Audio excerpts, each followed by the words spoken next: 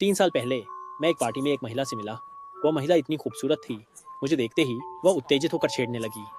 तुम सच में बहुत बहादुर। फिर उसने धीरे से मेरे हाथ को सहलाया। मैं मन में सोच रहा था, मैं यहाँ रोमांच के लिए ही तो आया हूँ। तो मैंने उसे डिंग मारना शुरू कर दिया। कहा कि मैं जन्म से ही बहुत बहादुर आदमी हूँ। वाह सुनकर वह खिलखिलाकर हंसने लगी।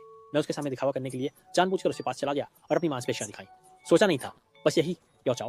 वो था याओ चिंगचिलाओ था घर। अंदर जाते ही मुझे कुछ अजीब लगा। सामने के दरवाजे पर मैंने एक आदमी को देखा जो बहुत अजीब कपड़े पहने हुआ था, जैसे किसी गेम में गोब्लिन की तरह। वो आदमी लिविंग रूम में खड़ा था और उसके हाथ में एक डंडा था। तब उस महिला ने अचानक मुझ पर चिल्लाना शुरू कर दिया।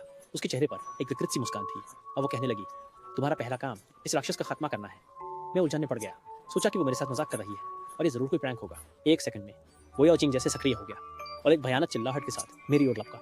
उसके हाथ की लाठी हवा में घूम कर तेज आवाज कर रही थी।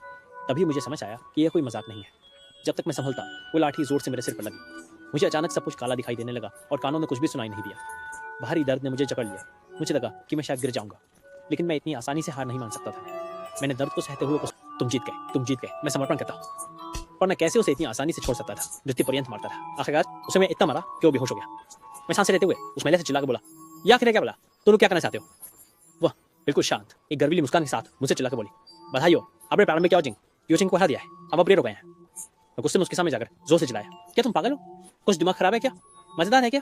मगर उसने मेरी बातों पर कोई ध्यान नहीं दिया और मेरे पास आकर कहने लगी कि वो मुझे एक ऊर्जा पोषण देगी जिससे मेरी ताकत वापस आ जाएगी।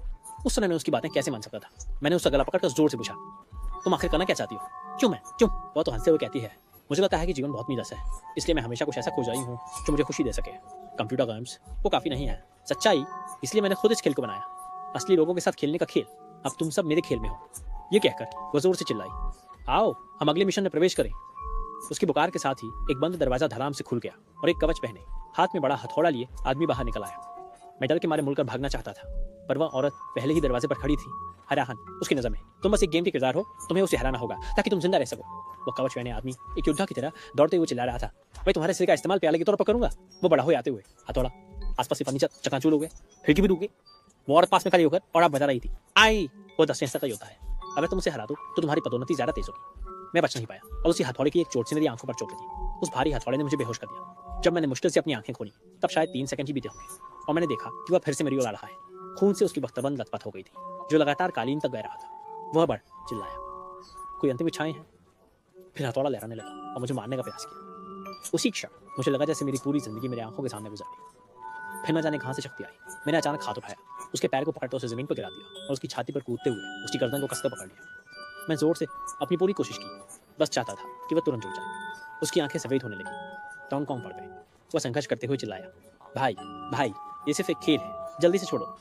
लेकिन मैं सुन नहीं पा रहा था। गुस्सा मुझे पूरी तरह से घेर चुका था। जल्दी ही वह बेहोश हो गया।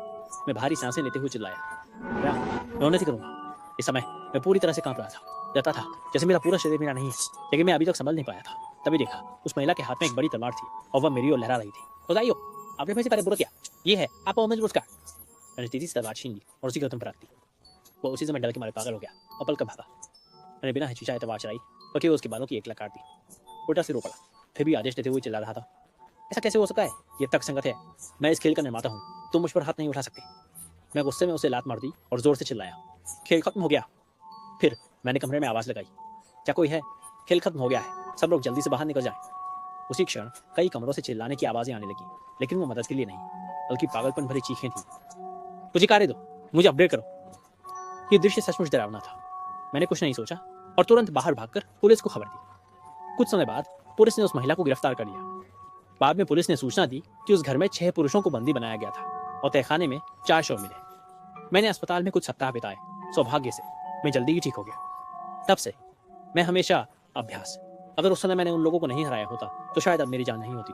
परिवार के लोगों, इस घटना के माध्यम से मैं आप सभी को बताना चाहता हूँ कि हमेशा सतर्क रहें, किसी पर भी पूरी तरह से विश्वास न करें।